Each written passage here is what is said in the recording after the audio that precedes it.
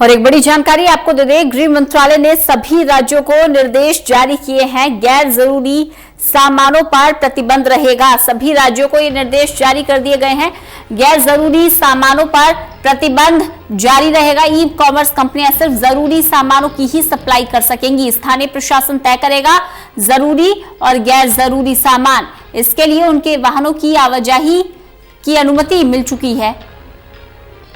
गृह मंत्रालय ने सभी राज्यों को निर्देश दे दिए हैं। अगर आप ऑनलाइन भी शॉपिंग कर रहे हैं तो भी जरूरी सामान ही आप तक पहुंच पाएगा और यह स्थानीय प्रशासन को तय करना होगा कि जरूरी और गैर जरूरी सामान क्या है।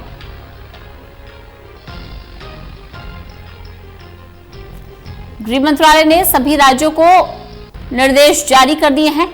गैर जरूरी सामानों पर प्रतिबंध जारी रहेगा। ई कॉमर्स कंपनियां सिर्फ जरूरी सामानों की सप्लाई कर सकेंगी।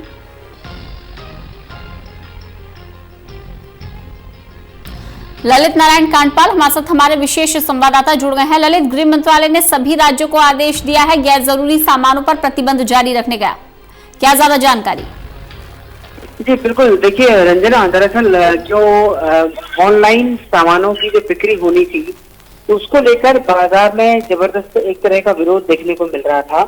कई सारे जो मार्केटिंग वाले हैं उन सभी लोगों का विरोध था कि जब ऑनलाइन वालों को अनुमति दी जा सकती है तो फिर जो सामान्य लोग हैं उनको क्यों नहीं दुकान की अनुमति दी जा सकती है। तो ऐसे में अब गृह मंत्रालय ने स्थिति साफ कर दी है। उन्होंने केवल जो जरूरी सामान है जो कि बाजार में इस वक्त वैसे भी मिल रहा है, उसी सामान को अब ऑनलाइन कंपनियां जो है कल से बेच पाएंगी।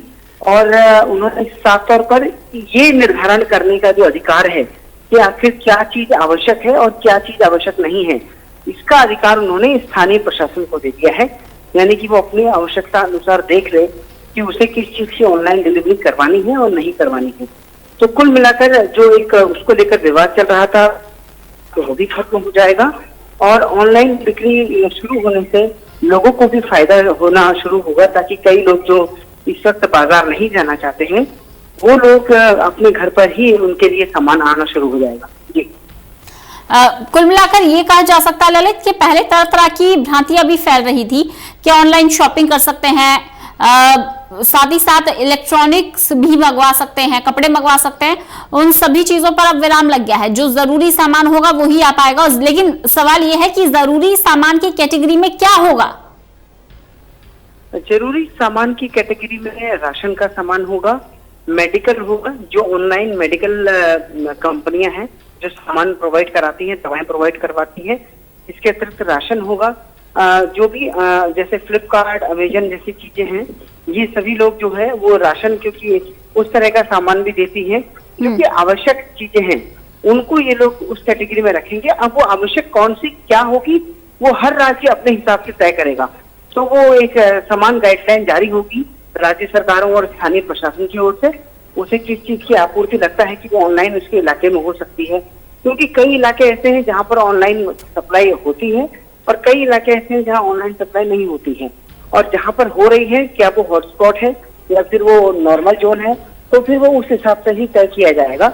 इसीलिए गृह मंत्रालय ने ये जो अधिकार है वो स्थानीय प्रशासन को दे दिया है। चलिए, बहुत बहुत शुक्रिया ललित हमारे साथ जुड़ने के लिए।